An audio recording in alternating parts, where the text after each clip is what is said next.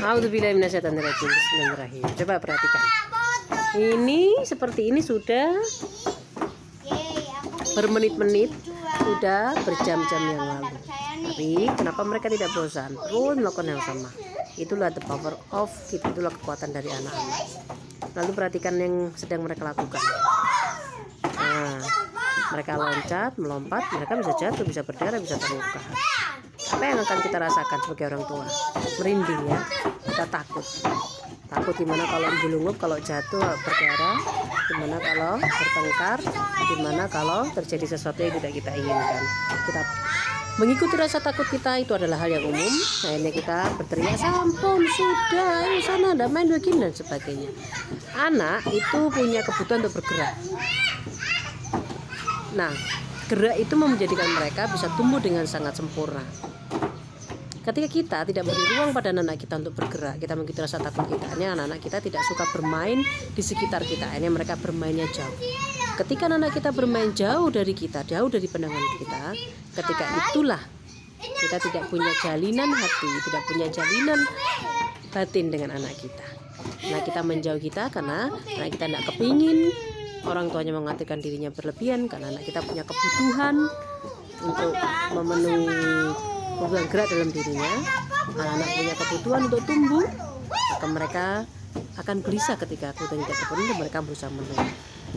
Hanya mereka menjauh dari kita, bermain sendiri, jauh dari pandangan kita. Jadi apa yang harus kita lakukan? Mari kita kontrol rasa takut kita.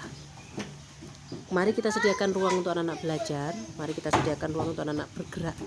Memang sudah fitrahnya baik laki-laki atau perempuan, memang namanya anak pasti suka bergerak. Berikan ruang untuk mereka punya hak untuk bergerak, mereka punya hak untuk menikmati tempat yang lapang, untuk memenuhi kebutuhan mereka punya hak untuk hati-hati menikmati masa anak-anak mereka dengan tumbuh bebas, dengan tumbuh sehat, dengan bergerak. Jadi kita kontrol perasaan kita dengan tawakal kepada Allah, dengan memohon kepada Allah, memohon perlindungan. Ketika hati kita dipenuhi rasa takut, terbaik adalah berdoa. Ketika kita berdoa untuk diri kita sendiri, minta agar Allah menghilangkan rasa takut. Kemudian yang kedua, berdoa agar Allah melindungi anak kita.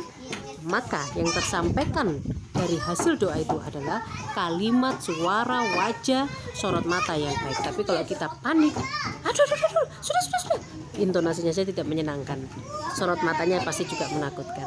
Supaya jadi baik, karena anak dan orang tua membutuhkan jalinan yang baik, itu akan kita petik ketika mereka remaja itu menjadi memberontak karena memang kita tidak pernah menjalin hubungan dengan anak-anak kita. Sekarang mereka kecil, mereka baik-baik saja, nurut saja, mereka akan besar demi kebaikan bersama, apalagi demi kebaikan diri kita sendiri, dan juga apalagi demi kebaikan anak kita. Mari kita belajar untuk mengontrol diri kita sendiri dengan cara selalu berzikir kepada Allah, mengingat ke Allah, berdoa ketika setiap kali kita menghadapi rasa takut, rasa was-was. Dimohon menjadi baik. Assalamualaikum warahmatullahi wabarakatuh.